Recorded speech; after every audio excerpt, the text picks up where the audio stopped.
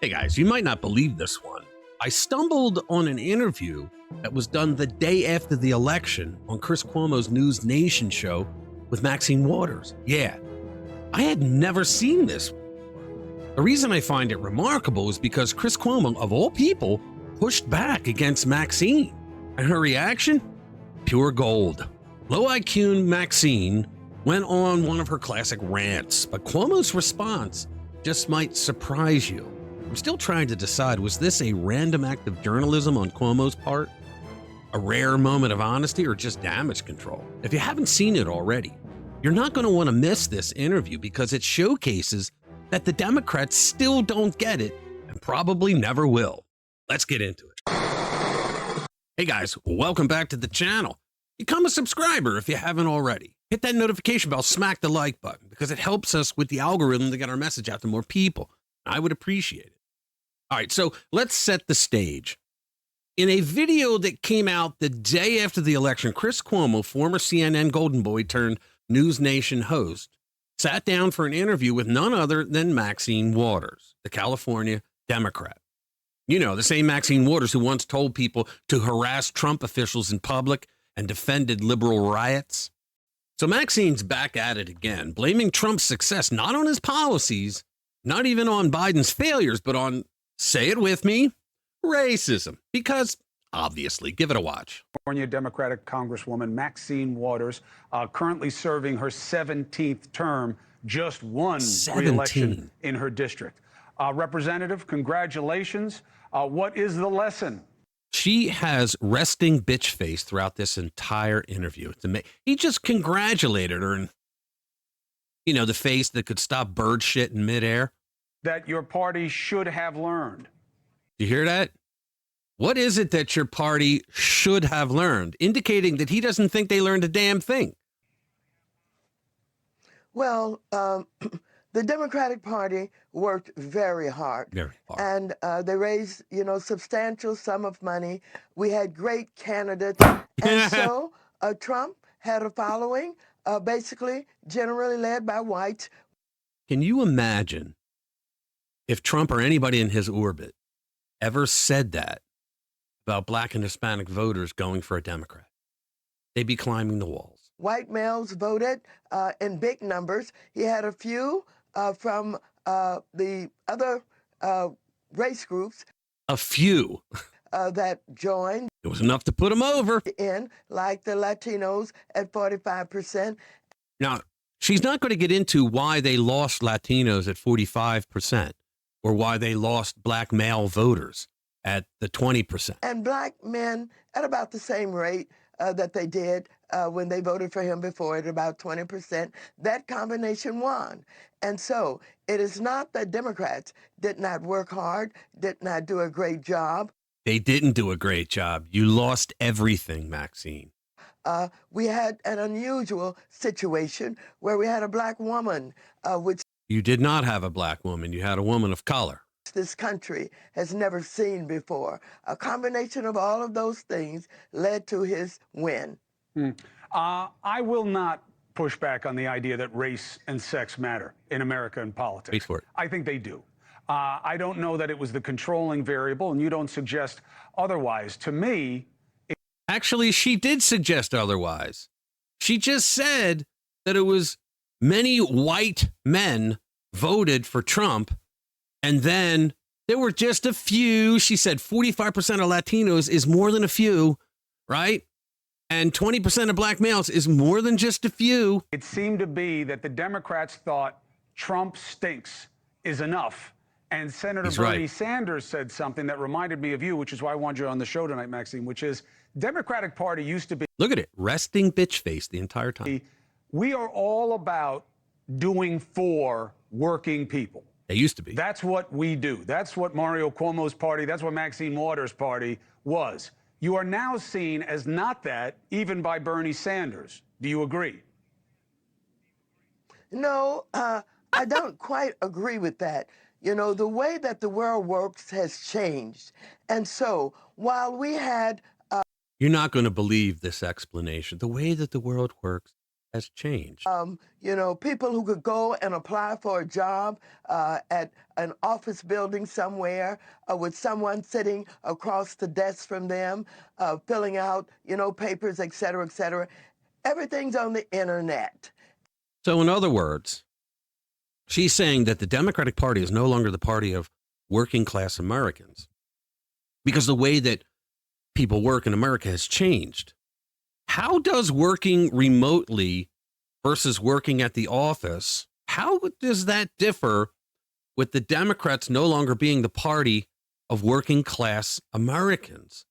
Where they work has absolutely nothing to do with your policies helping or harming working class Americans. They haven't learned a thing, guys. And things are being done differently. It is not that Democrats are not doing what they've always done. Sure it is, because you have become a coastal party, right? You think everybody between the East and West Coast are flyover country, and you are the party of the billionaire donor class. For the working people, it is that it's being done differently, and the world and many communities have not caught up with that. Oh my God. You see that, folks? It's your fault. And so we have to figure out how to get information to people so that they can participate. Yeah, because there's no such thing as YouTube. There's no such thing as Twitter.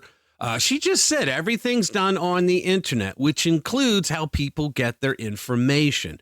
She's talking out her ass. Maxine, quickly before I let you go, and I appreciate you. You go. can't tell me what hasn't happened yet, but will you work with Donald Trump and his party? She's delusional. Or are you going to work on ways to investigate him? You got to love the way Chris framed this. And I want to note that I did not call him Fredo throughout this entire video. You got to love how he just framed this. Are you going to work with Trump and his party now that they're in charge of everything, or are you going to find ways to investigate him?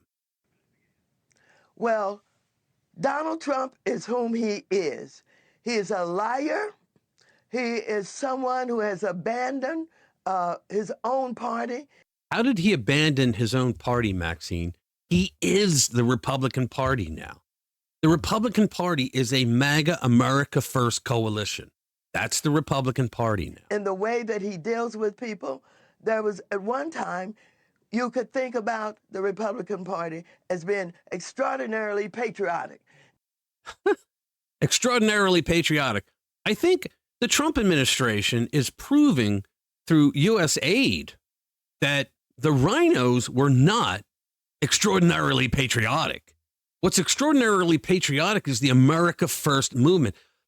It's populist nationalism that is patriotic, not the crap that her party's still pushing. This is a man who is in line with Putin. And she's still on the Putin crap. Kim Jong-un in North Korea. He doesn't give a damn about patriotism.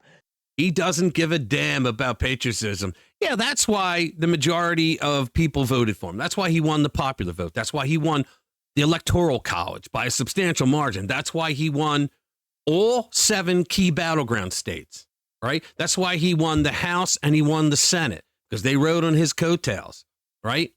Think about it. She doesn't know what she's talking about. She's making excuses. So are you asking me, can I work with him? What can I do to, I guess, not investigate him? He'll only get investigated when he does bad things. No, he just had lawfare thrown at him when he did nothing. He had 4 cases thrown at him where he did nothing wrong. He's 34 counts, 34 felonies. Yeah, bullshit. The whole thing was a fraud. The whole thing was rigged. We've gone over that. We've done videos on that. But, guys, I mean, did you see that? Cuomo actually pushed back. Now, I know that denies belief in a benevolent being, but it really happened, and you saw it. Instead of just nodding along like they used to, like a good Democrat soldier, he had the audacity to suggest that maybe, just maybe, Trump's support wasn't built entirely on race. And when he said, I will not contest it, but it wasn't the controlling factor, you could practically hear the gears grinding in Waters' head with resting bitch face.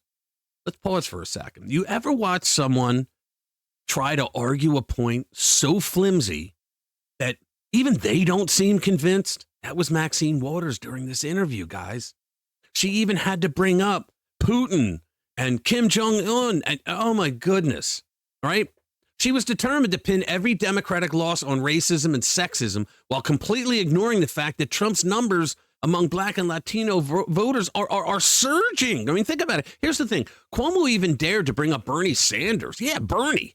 The Bernie bros out there. He pointed out how the Democratic Party used to champion the working class, but is now obsessed with identity politics. Now, you'd think that would be a reasonable point, but no.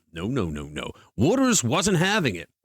She stuck to her script like a Broadway actress who forgot how to improvise. At one point, Cuomo's face was practically begging for mercy. I mean, the man looked like he was seconds away from doing a full-on face palm.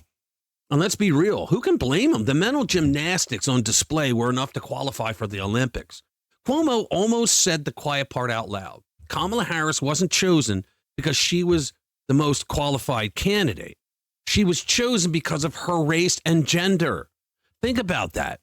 And honestly, plenty of people supported her for that reason alone. I mean, the irony about this is the same people who scream about racism and sexism in politics are the ones making race and gender their top qualifications for candidates.